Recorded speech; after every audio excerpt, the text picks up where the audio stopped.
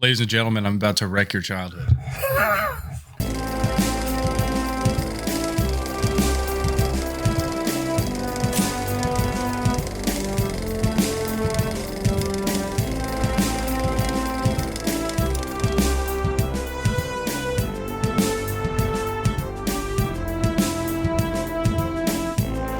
Hey everybody, and welcome back to the Cinefile, the podcast celebrating cinema one film at a time. Each week, my co-host Jake Biller and I break down a film, discussing anything from mise en scène to scenes you missed.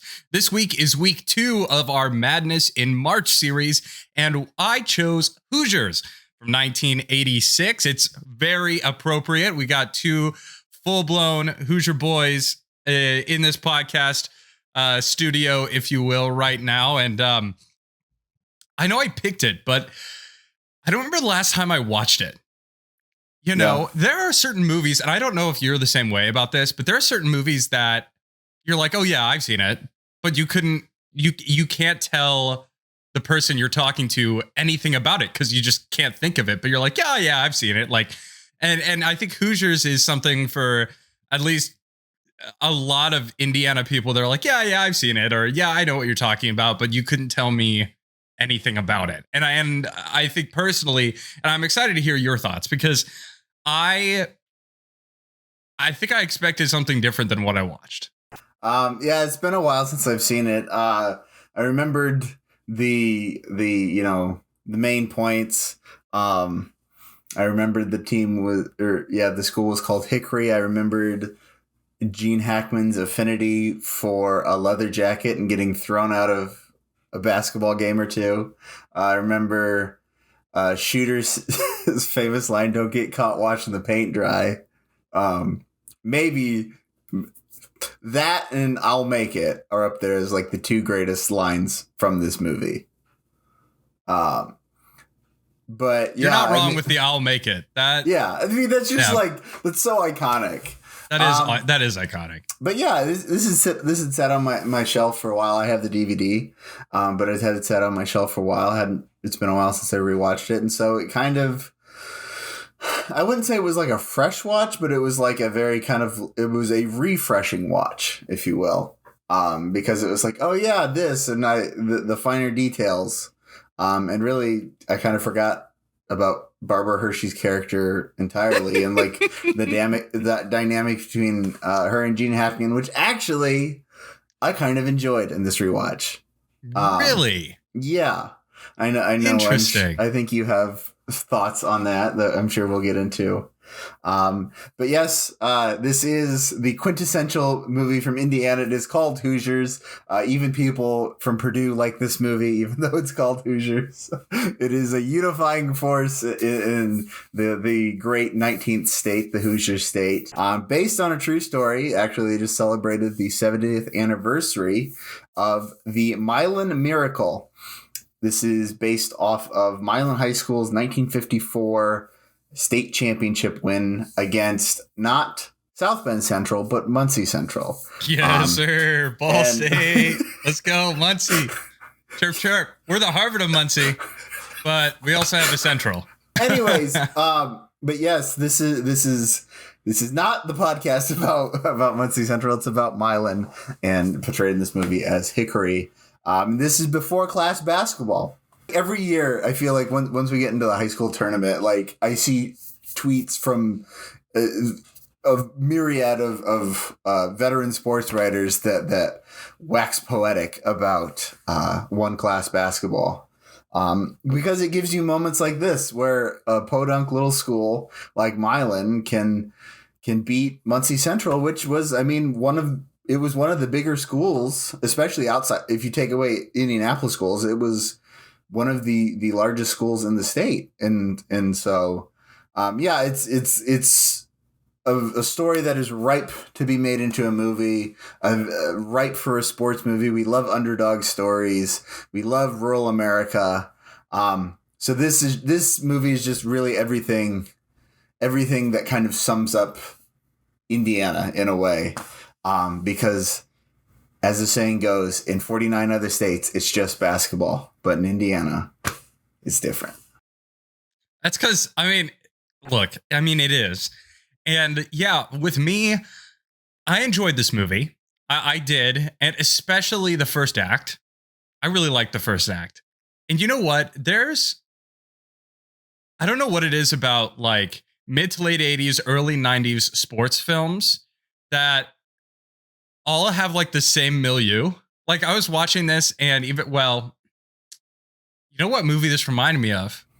October What? Sky. Really? Yes. Okay.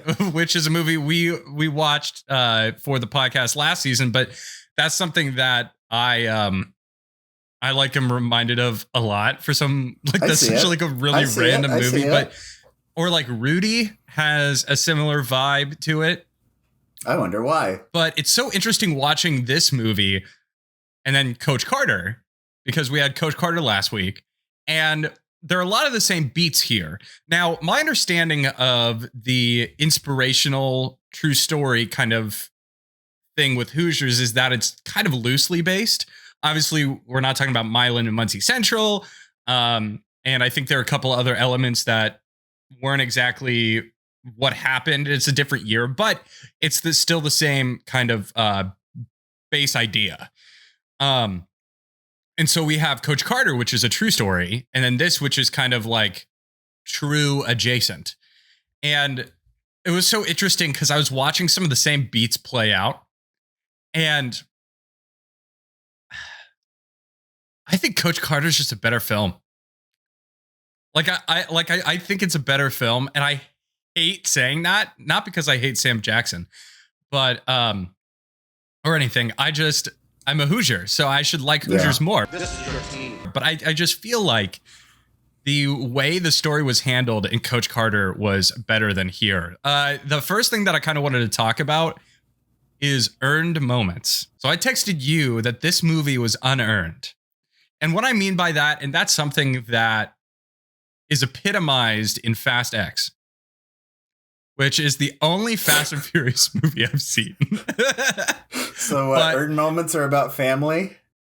It's about bald guys. No.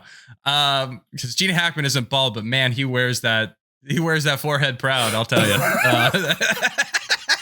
You should see him now. Gene Hackman is one of the greatest actors ever, and he wasn't like gonna be an actor, and he never really took any classes for it, and just kind of just became a goat. Yeah. But back to what I was saying. This movie has a lot of unearned moments. And I texted you that I feel like there's a great 4-hour cut of this movie because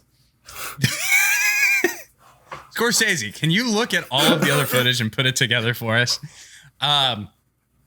Because that would be something. Martin Scorsese's Hoosiers. So we have 2, 3, or 4 kind of storylines here that I feel like are not handled properly or not handled in a way that they should have been. The first one is the whole Jimmy Chitwood, right? Where we have a guy that apparently is this great basketball player, and he doesn't play because the coach of the team died, and he was like really, really close with the coach. And then Gene Hackman goes and talks to him. Is like, hey, I'd love for you to be on the team, but basically you don't have to be on the team. And we don't hear from him for a significant portion of the movie. And then when the whole town wants to throw Gene Hackman out as basketball coach, which is like, look, what is it with small towns and thinking they can like run the basketball program? This is 2 weeks in a row where they wanted to kick out the head coach. Hey, like if you care that much about high school basketball that you like call a town forum to bitch and moan about the way he coaches in a position that you didn't hire, and you should have no way of, it's not a school board meeting. It was like a town hall. Like, yeah. And they were like, we want him to leave. And they voted. It was dumb. As a coach's kid, if I may interject, there are a lot of people that think they have a lot of business deciding coaching decisions and how teams are run that really have zero business at all. But they like to think they do. That is 100% true. And it's even true in this movie. But then he comes in and he's like, look, I'm playing basketball. I've been thinking about it. I'm playing basketball. And I'm only going to play for him. I was like, you're only going to play for the guy you've had one conversation with? And you didn't really even talk to him. That wasn't a conversation. He didn't say anything. So that's what I mean by unearned moments, right? In that scenario, there has to be something else. There's got to be some sort of internal conflict. Or I just don't. What's going on? You know, because you can't just go from not talking to this guy to being like, I'm going to play, but only for him. That doesn't really add up. The whole shooter thing, which we're going to talk a little bit about a little later, but the whole shooter dynamic.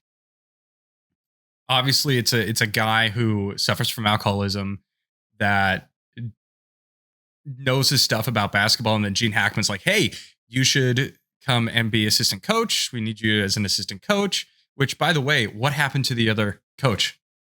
Was just chilling in bed, and that's the end of it.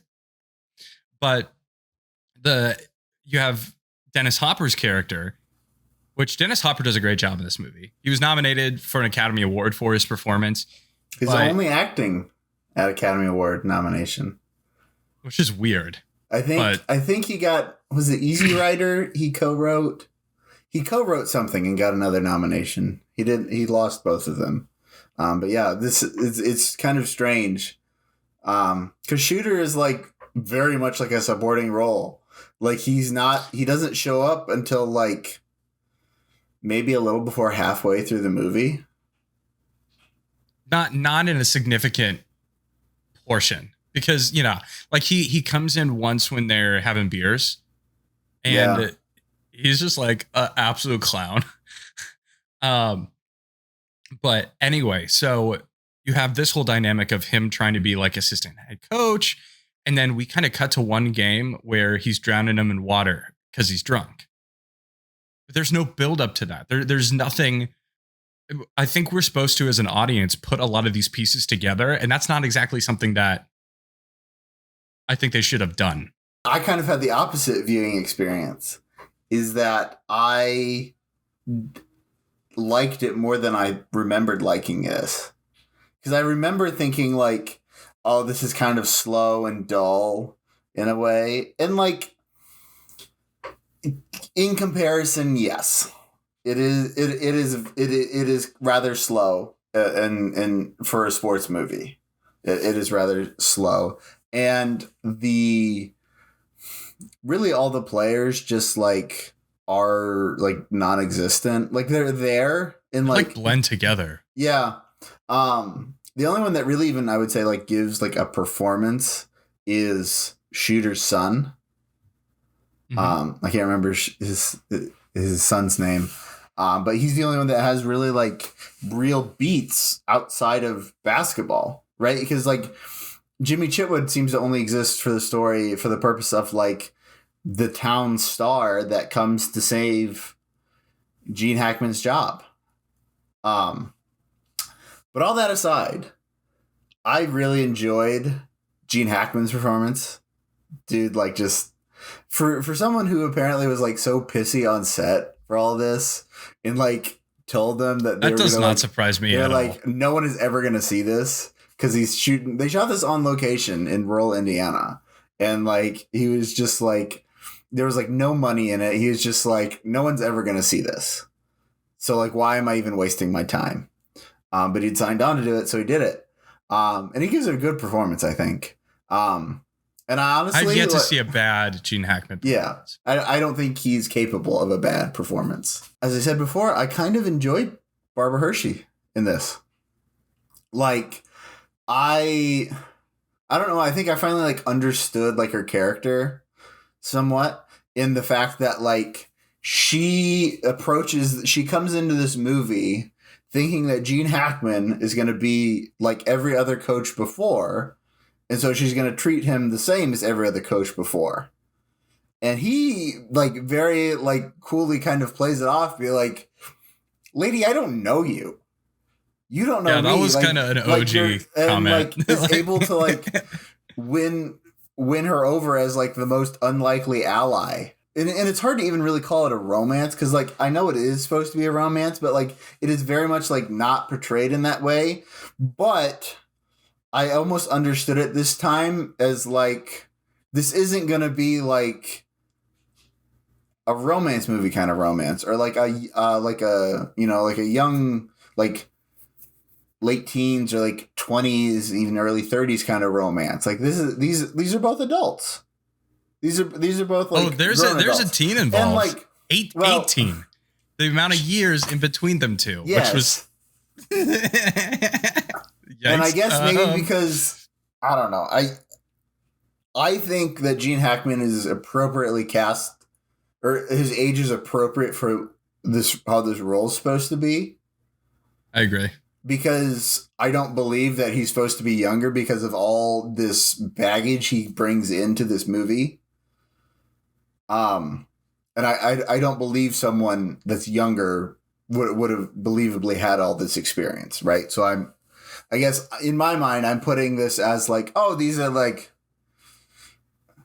this is how like, I don't know. It was just this interesting, like atypical romance story, if you will, that is very understated, which is like just the MO of this movie is understated.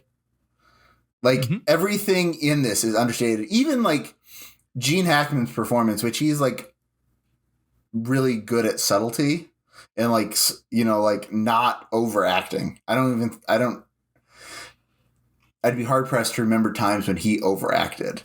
Mitch Tessmacher! So I think that like that's why he fits so well in the lead of this movie is like the whole MO is very understated. So then that understated kind of atypical, you know, like middle-aged romance I thought was really interesting in that like we don't see a lot of it play out. We just get little glimpses here and there, but I think it works. For older couples, that kind of is how it works. Yeah. You know what I mean? Or at least like in films, once you hit a certain age, it's not the whirlwind romance kind of. It's more like companionship blossoming. And now that you say that, I guess that is more what this was. I've had very similar viewing experiences of this movie. It's just this time, for some reason, it clicked for me. It just really clicked. And so I really enjoyed the Gene Hackman, Barbara Hershey dynamic, but also I really enjoyed the Gene Hackman, Dennis Hopper dynamic this time. I guess I've always kind of liked Shooter, but I guess I was too young to really understand like the nuances of what Gene Hackman was trying to do. And like really kind of help like he almost treated Shooter like another player in a way. You know, in the same way that he's trying to develop these kids, he's trying to develop Shooter and trying to bring out the better person inside of him that he knows is there, that's shrouded in alcoholism. And I don't care if I am loving this movie like this time or I'm really not into it like other watches before. I can't help but smile when Shooter jumps up on the bed at the when he's listening to the state title game. Like it's so, I don't know. It's very nostalgic. I guess is the best way to describe this is understated and nostalgic. Because it seems to really kind of like evoke, you know, because I mean, it's a movie that's made in the late 80s, but it really kind of feels like the 50s in a lot of ways, which is like, I understand, like, yes, that's the time period in this movie, but I almost want to say, like, it almost feels like a movie made in the 50s in some ways. You mentioned some other sports movies we have watched previously on this podcast. You mentioned Rudy. Flashback. Or like Rudy has a similar vibe to it. I wonder why. End of Flashback. This movie is brought to you by the same creative team of David Anspaugh, the director, and writer-producer Mario Pizzo that made Rudy. They make this. Not Mario Pizzo. Angelo. Who's Mario Pizzo? You're thinking of Mario Puzo? Puzo, the Godfather.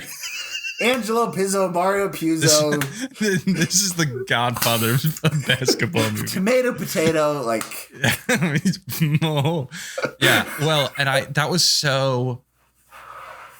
It's the milieu. It's the mise en scène of it. You know, the way in which it looks was just so familiar. Yeah. Because of Rudy. And you're right. They're able to, we talked last week about capturing moments and the way the edit and the way the basketball scenes were shot in Coach Carter were capturing moments. This, I feel like, captures different kinds of moments. It very much so. It evokes feeling, and it's which Coach Carter does as well. But I think this is stronger in evoking feeling, because I told you, like, the first act of this movie, I was like, low key, like, this makes me proud to be a Hoosier, because it's like so Indiana, like, like small town kind of stuff, and which is like my family. I grew up in small towns and we're well known in small towns. This movie, it tries to kind of be about the team, but their performance just really isn't there. Jimmy Chitwood, like we said, gives more performance shooting a basketball than in any dialogue he gives. That the scene when Norman Dale goes and tries to get him to, like, hey, you should come, he doesn't even say you should come. He's just basically like, I don't care what you do, but I'm tired of hearing about everyone say, like, oh, this is insane that you don't have him, like, blah, blah, blah. He's like, join us or not. Take it or leave it, but this is the last time we're going to talk about it. And Jimmy Chitwood's just shooting. If you notice, they keep cutting back to this wide shot, which I think is the way that scene, like the way it's shot, I really enjoyed. I also enjoyed that. As much as the cinematography, I was just kind of like, it was serviceable. I really enjoyed how that one was shot and edited. In that wide shot, they did it all in the first take, and he did not miss. And that's why I appreciated it. Like, with the cinematography here, the thing that really annoyed me, and I wonder if you noticed this, but I know you're not going to be surprised that I noticed this and it bothered me, was the scoreboard. The shots were out of sequence. So what they did is essentially looked at, okay, what are the best shots? And we're going to put them in like a different order to kind of make it have a certain vibe, certain feel. But if you look at the scoreboard, it like goes back and forth. Interesting. And I hated that. I hated that so much. I'm all of those kind of details are things that, like, I feel like a lot of people wouldn't pick up on, but like those to me will take me out of the movie. And I kept noticing. So every time I was looking at the scoreboard scene, okay, like, is it actually the score that right? we were supposed to have? Yeah. Is it right or is it wrong? Yeah. And so that was clowned, because I literally noticed that. And then for the rest of the movie, I was just watching the scoreboard like, okay, did he put it in here? Is this just an alternate take of the same play? What are we doing? It really here? took you out. It really did. How do we even get on this rabbit trail? Oh, the team. As much as this kind of wants to be about the team, it's about Gene Hackman. I had a professor explain movies to me and the progression of story as it's different going from in your head to on the page to in the actor's hand to in the camera to the edit to the final screening. Every story, it's the same story. It changes every time, though. Just that's the nature of filmmaking. Nothing that comes straight from your head ever ends up 100% on that big screen at the end. And I wish that the director would have realized what he had and what he didn't have on set. Because once you're there, like, you can make rewrites, but you can't just be like, all right, let's just stop and we're just going to go fix this for a week and we'll come back to you with a new screenplay. Like, that doesn't happen. And especially for this movie, like, I don't know the budget, but I'm sure it was tiny. Yeah. Minuscule. They didn't, there was no time for that. There's no money to waste on, like, stopping production. So I wish there would have been the conscious choice to realize, like, I'm not getting it from these kids like I want, but Gene's really giving it to me. Can we somehow kind of pivot this movie a little bit to like really kind of embrace that? Because I think it's there. It's definitely there. It doesn't. It still has those moments when it feels like it kind of tries to go back to the story of the kids, and like it's not there. And not to keep bragging on the performances, because I don't think it's really even set up that well in the script. We really don't get backstory on any of these kids except Jimmy Chitwood, and even that is not. All we know is he's a good basketball player that doesn't play anymore. That's the only exposition we get, but we get no exposition really on any of the other players. So I just feel like the story, while iconic and great, and I love it, and it makes me proud to be a Hoosier, which sometimes I'm like, do I really love Indiana that much? But watching this movie makes me like, yeah, I love Indiana. I know. Everyone's like, I want to get out of Indiana. And I'm like, and they always talk like that too. Indiana. And like Sean Connery talking to Indy holding his hand. Indiana. Let it go. Indiana. Let it go. Indiana. Indiana. Let it go. It's interesting you say that, because you're kind of on the same track that I was. It was clear for me from the get-go that this was just a Gene Hackman performance. You know what I mean? And so retitle, and this is the second week in a row where I've pitched a different version of a movie. But you retitle it something like Hoosier, right? And it's about Gene Hackman being dropped into Hickory and affecting change in his brash style. And that includes the basketball team, which he affects change in. But it focuses more on the change in like the relationships. So the relationship with Barbara Hershey's character, the relationship with Dennis Hopper, just all of the different relationships there. Yeah. I think that is a more interesting film, but I don't know if it's as iconic. And so, when we kind of think about Hoosiers, we think more about the iconography of it. Mm-hmm. The fact that the Pacers wear Hickory jerseys. That's one of their jerseys that they can wear, is a Hickory jersey. When you think of Indiana, when you think of basketball, you think of Hoosiers. You think of that movie. There's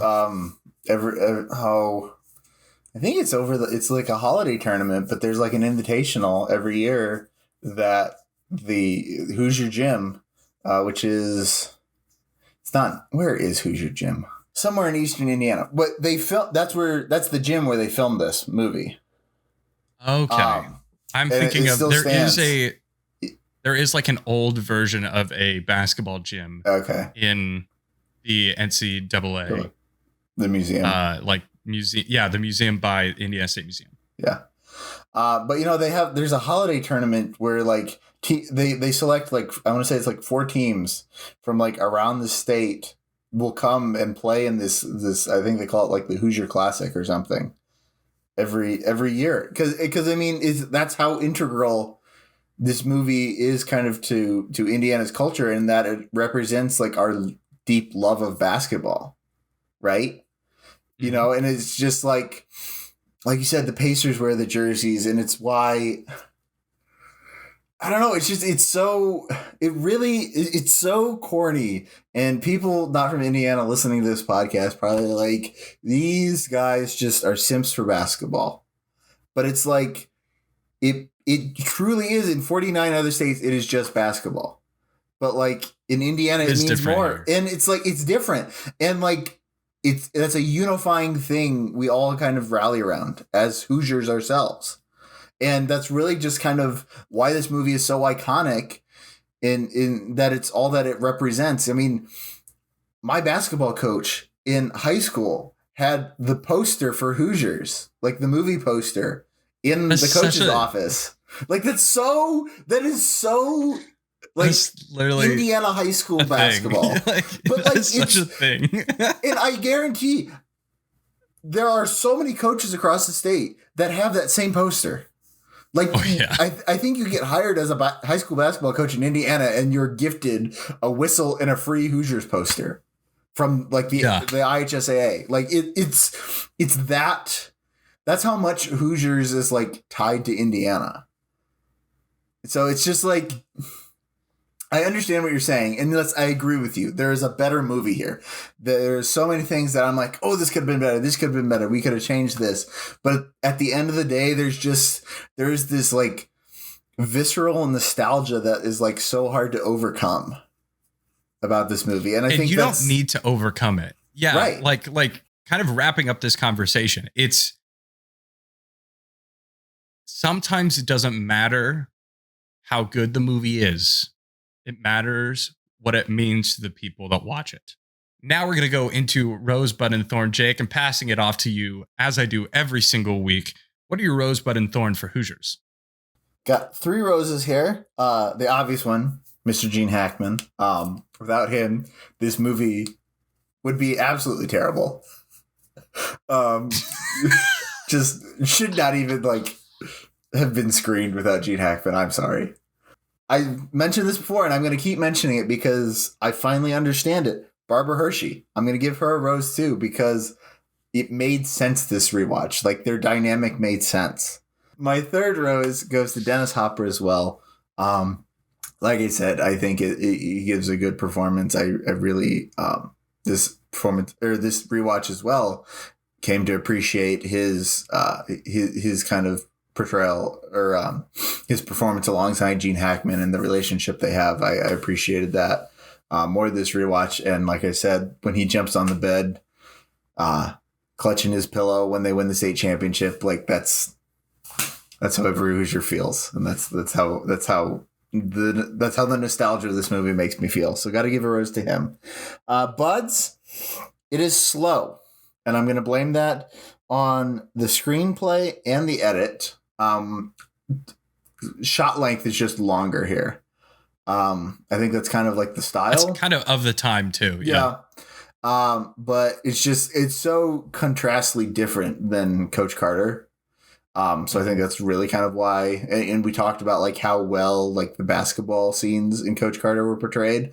So I was like even more heightened or more highly aware, I think, watching Hoosiers this time, like how just slow the edit is. And I think it contributes to the overall slow story progress and just like slow pace of the movie. So gotta give a bud there. And then also, I have it written down as a bud, but I think I'm going to demote it to a thorn. The score is terrible. The score. I can't even remember who does the score. Yeah, but he got nominated for an Oscar. The Oscars gave like a bunch to Poor Things this year, and like that movie is just like what? So cursed. That movie's cursed. I don't know if somebody do a supercut of every time I've called it cursed. But yeah, it ain't no John Williams, that's for sure. It is certainly not. The score just is like it's tonally weird. It's like it's just not good music in general. So I think that's the first thorn I've given all season in a while. Yeah. I've been lenient, so gotta give a thorn here. For me, I only have one rose, and that's going to be Gene Hackman. His performance is spectacular. It's quite captivating. It's clearly the best part of this movie by far. I'm just a big fan of his. I've yet to see a performance that I don't like. I even like him as Lex Luthor. Mitch Tessmacher! Buds, again, kind of what I said. I felt like a lot of things were half-baked, underutilized. I would have liked to see a lot more from it. The bare bones are there. The structure, the kind of story is there and would be very interesting. I think it would make for a different movie and probably not as iconic, but it's a movie I'd be interested in seeing. So that would probably be my bud. I don't necessarily have any thorns with it. I think that bud is pretty big. Yeah. So now we're going to move into final thoughts. Jake, quick final thoughts on Hoosiers. Final thoughts. As much as we've talked about the shortcomings of this movie and the ways it could be made better, like we said, like this is just so nostalgic for people of Indiana, for people who love basketball, for people who love underdog stories. Like there's just like nostalgia to the nth degree for this movie, for us Hoosiers, because this is kind of, you know, what we seem to be all about, right? Indiana's, you know, it's not the leading state really in anything. People don't, you know, people think of basketball and like maybe limestone when they think of Indiana. Corn. Limestone? You know? Yeah, down in Bloomington. Who the hell thinks of lime? The big limestone quarries. Down on the if we took 100 people, okay, and pulled them, pulled them, yes, from around the nation, I guarantee you 0 people would say limestone. Some people say 0 vice people. presidents because Indiana's the cradle of vice presidents. You said that. It's You true. said I have heard it from other people. There are a lot of vice presidents from Indiana. You talking to yourself does not count as Shut hearing up. it from other people. These are my final thoughts. So let me be final. But you know, even as the cradle of vice presidents, right? That's playing number 2 to someone else's number 1. So it's, you know, it's like the underdog quality of it is really just such. I think that's what kind of resonates. Besides the basketball, what resonates with Indiana so much is because people are proud of like their small town underdog roots, right? You know, people are proud of where they come from in Indiana a lot of times. And this is just a wonderful example of a movie that like exemplifies that Indiana hometown, small town community coming together to support a once in a lifetime opportunity. I agree. I think this movie, while yes, we discussed the flaws, which I am not blind to, this movie is absolutely iconic. It very much has that Hoosier spirit of coming together, small town vibe, kind of David defeating Goliath in a lot of ways, in a basketball sense. There are cool locations here. We get to see Hoosier Gym. We get to see Hinkle Fieldhouse, which obviously I love. And I'm a big fan of Gene Hackman. So, and like I said before, this is a movie that isn't like the greatest movie of all time, but it's a movie that means something. And sometimes it meaning something goes more than a Rotten Tomato score. But the real question is for you folks. Have you seen Hoosiers? Do you like it? Do you not like it? Are you kind of mid on it? Kind of like me? Let us know your thoughts. And if we are really Hoosiers, down in the comments down below. We love hearing from you. If you like this video, hit that like button and ring that bell with the subscribe button to get all notifications on upcoming content. We got plenty more this season for you. Make sure to follow Jake and myself and the Cinefile on social media. You see the links right there. For Jake Biller, I'm Ben Sparrow. Thanks so much for watching. We'll see you back here next week. And cut.